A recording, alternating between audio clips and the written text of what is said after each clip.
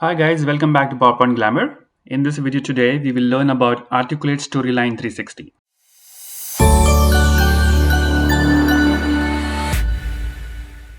So we'll check about what is Storyline 360. We will see some quick differences between PowerPoint and Storyline. We will see how do we actually install Storyline 360. What is the interface? What are the different views and scenes available in Storyline? How do the slides look in PowerPoint and Storyline 360?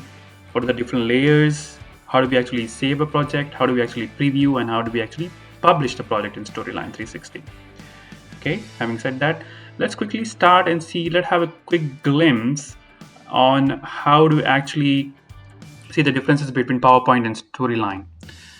So as I said, the Storyline in PowerPoint interface looks almost similar. It is 99% same.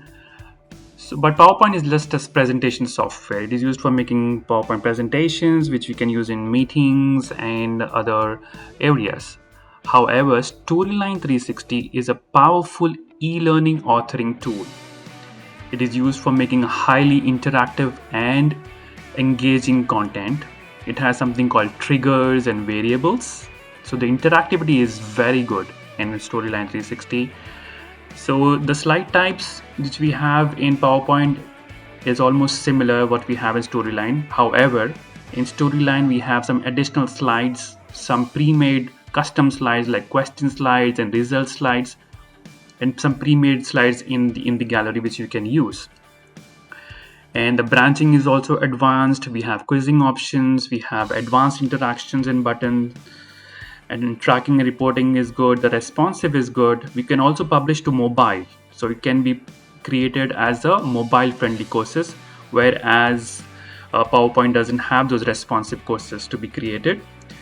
And then coming to publishing, you can publish PowerPoint to a web or print or a video. However, in Storyline, publishing can be done to an LMS, learning management system. So that is about Articulate Storyline and PowerPoint. So now let's look at how to install Articulate Storyline. Know that Articulate Storyline works perfectly well on a Windows laptop or a desktop. So it needs a Windows operating system to actually run Articulate 360. So you can also download it on a Mac. However, you need to have something called like a Parallels desktop or a VMware Fusion or anything called Apple Boot Camp, because Storyline needs to run under a Windows environment. That's why if you install these on a Mac, it creates that Windows environment for you to run 360 Storyline. So that's about the Mac. So now how to install it on a Windows. When you go to this link, which I'll put it in the link in the description down below, you can click on Start Download and you can just click on this file. It will download the exe file, and then you can double click and install and run Articulate 360. So that's about how do we actually install Articulate 360. Now let's quickly have a look at the interface. How does Articulate 360 look like? Okay, so this is how Storyline looks first. Then you click on File. When you click on New, this is the project that opens up. Okay, so as you can see, it opens up in a story view. So we will see what a story is in some time. So when you click on the first slide, double click on the first slide, it takes you inside. Now this is the actual interface. So now you see there are two tabs. First is the story view tab, and second is the slide view tab. Okay, so we can quickly go ahead and give this name, give this scene a name here. You can name it, we can name the slide here, title slide. Okay, and then so that's how it gives the name. So now you can alright, so this is the interface. If you notice, the entire interface looks exactly like PowerPoint. When you go to the Home tab, it looks similar. It has the option to insert a new slide. The insert tab is exactly similar with a few exceptions here of these interactive objects that you have. And go to the slides ribbon. It is almost similar with some question, with an exception of question banks, free-form questions. You can insert survey questions. You can insert graded questions. You can add a new slide from here. You can have team slides also added if you have a team slide that you're working on, if you have any templates that you are working on. And then you can also insert some content from content library. So Articulate Storyline 360 comes with an immense collection of slides which are ready for use. We have some opening slides, we have titles and selection slides, we have content slides, charts and graphics, scenarios, you name it, you have it. So you can just select any slide and then insert it here. So when you double click on the slide, it will insert it into your presentation. It's taking some time to insert here.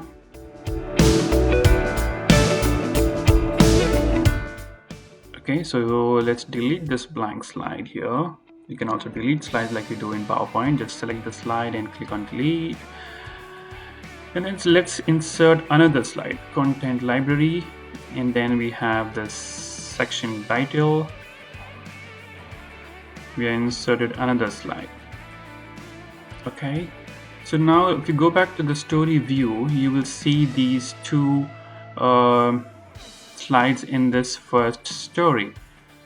In this section, you can go back to this section as well. So that's how you toggle between the views, story view and the slide view. Now we have seen the slides ribbon, then go to the design section. It is similar to what you have in PowerPoint. You can change the slide designs, you can have a background style. And then going to the transitions ribbon, it's again similar to PowerPoint. You have all the transitions that you can do, you can apply here. So let's select the slide and we apply a push animation. You can also apply to all or just this slide. So let's apply to all. Then go to the animations. Again, it's similar to the slide in PowerPoint. So you can select any object and you can animate it. And then view ribbon. So it has, you can view the grid and guidelines. We can view the media library. We can use a story view. We can use a slides master view. So slide master, as you know, is very useful if you want to apply layouts to different slides. And the format view. The format view is again the same. You can have the format features. You have arranging and organizing your content on the slide, the height of the slide, and everything else. So this is the interface. This is how the different ribbons look like in Storyline. So it's very similar. So you will feel very comfortable working in Storyline if you have already worked on PowerPoint earlier. Perhaps with some additional and advanced features, it will be much more helpful and useful for you. So we have seen how to insert slides. We have seen how to go back to the story view and see how your project is flowing. Now quickly see what is here and below. So this is the timeline view.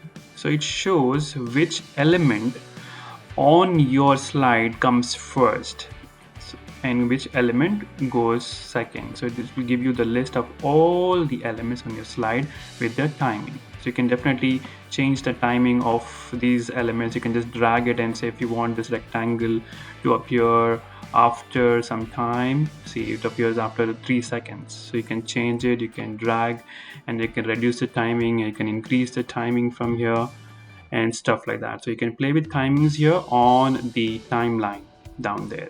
And then coming to the states tab.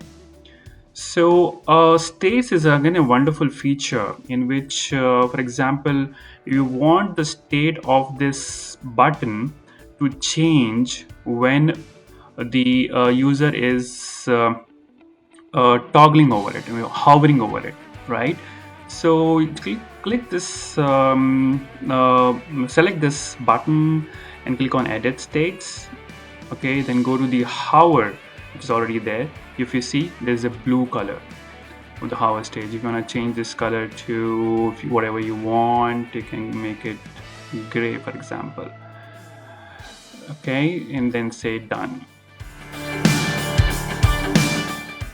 Okay, so this is how do you play with states. Let's see whether it's working or not. Click on preview, just say this slide.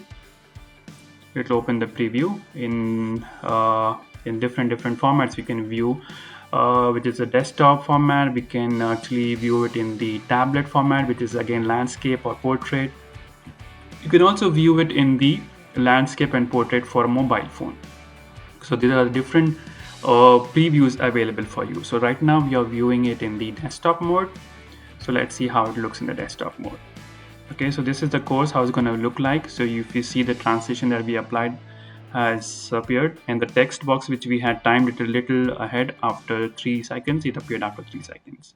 So now you see when you're hovering the mouse over to this button, the color changes, right? So that's called the state, editing state that you can do. And then you can also view it in a tablet landscape, how it would be appearing on the tablet landscape. Then you can view in tablet portrait. You can view how it's gonna look like in mobile phone landscape, and also how it will look like on a mobile phone portrait. So if you see, it doesn't look that great on a mobile phone which is held upright in this portrait position. So what you can do is you can go to settings and you can allow playback or disable playback in certain modes for certain devices. Now we can for tablets it's okay, we can keep it landscape and portrait. For phones we want the user to only see in landscape, so let's select landscape only and then click on OK. So now when you go to the portrait phone option, it will say please rotate your device. So it will not give you any preview and it will not play when you have published the project. So you have to go back to the landscape. Okay, so this is some additional feature that you can do, just restrictions that you can apply for your project. Okay, so once you have seen the preview, you can close the preview. Alright, so this was about timeline. We also saw about the different states. Now coming to the notes tab, you can put any test notes or any notes similar to PowerPoint for your slides. Now coming to this panel, this is called as a triggers panel, in which you can have triggers. You can create a new trigger. For example, if jump to next slide is an action, or if you want the user to go to next slide or start the next slide when you click on this button. So if you say there's a trigger already, it says jump to next slide when the user clicks on this object, which is button. So these are the triggers which are initiated on a certain action or an interaction. Okay, we will see about triggers later in the next videos in details. And then slide layers. Okay, this is an excellent feature, my favorite feature, in which you can create layers of different interactions on the same slide. For example, in PowerPoint, if you want to have a big text box on top of this or a big shape on top of this slide, you'll have to create another slide and go to the next slide. But in Articulate Storyline 360, you can have another layer on top. For example, let's click on a new layer. Okay, this is a new layer, untitled layer. Let's be untitled, and then you can do whatever you want here. You can insert let's say we'll insert a shape. Where are the shapes? Okay, you can insert a shape here, just and then put anything on this. This is layer 1. Okay, so this is layer 1. All right, now this is set there. Now let's go back to the main course title layer, which is the base layer. So when you click on the base layer, you won't see the title layer. Okay, so this layers can be called or can be triggered whenever you want. So let's do that. Let's call this layer. Let's now insert another shape on the base layer. Okay, let's put this shape here. and then let's name it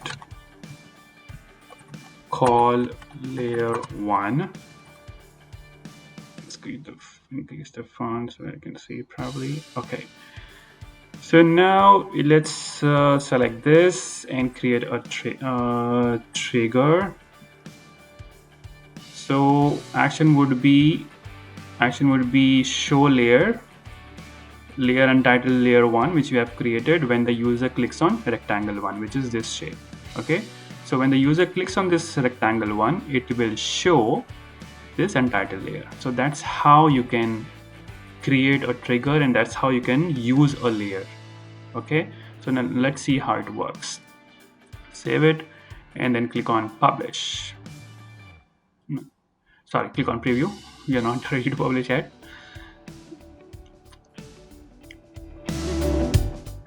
Okay, so it's opening the preview. Ta-da! Okay, now you have this button. So when you click on this button, let's see what happens. You see, this layer which you have created is called. So that's how you create layers. When you want people to interact, and then when you don't want to create any extra slides, you want some features on the same slide, then you create those layers. Okay, so that's how you create layers. So yeah, that's about it, I guess. We have finished reviewing the ribbons. We have seen how to insert slides, how to create slides from content library, and then what are triggers and what are layers. And we have also seen how to preview a slide. Now, saving a project is the same as we do in PowerPoint and other software. Click on save. It will ask you the name of the project that you want to save. And then last but not the least is you have to publish the project. So when you publish the project, you have different options in Storyline 360. You can publish it to Review 360. So Review 360 is something in which if you don't want to publish the project as yet, and you want to send it to your team or your manager or any other business leader for the review, for their feedback before you actually share it with your learners. So you can create this item, you can create it, so it will be created in the form of a link. So it will be published to your Revit 360 platform, and you can take that link and share it with your stakeholders for their feedback. And then this is a web option. If you want to publish to a web page, you can use this option. If you want this to be published in the form of a video, right? Like we used to publish PowerPoint presentations in the form of a video. So the same way you can publish this in the form of a video. And then you can also publish this project to a Word document. So it will have all the snapshots of every slides in a Word document with all your layers and all your interactions, so that you can just have a proof or a copy of your project. Then last but not the least is LMS publishing. So the final intention of creating this project is to publish through an LMS, where we can track how the adoption rate of the learners, how many people have visited the course, how many have taken the quiz, how much they have scored, and so on and so forth. So if you want to publish to an LMS, you can select this option and then click on publish. So that's it, guys. So this is a quick introduction about Storyline 360. So if you have any questions more about this introduction or anything that you think I have missed, you can put in the comments below. I'll be happy to help and answer. Going forward, I'll be publishing more videos on in details about triggers, about layers, and how we can actually create some interesting projects in Storyline 360. So thank you for watching. Please let me know for any questions. Please like and subscribe for more. Goodbye.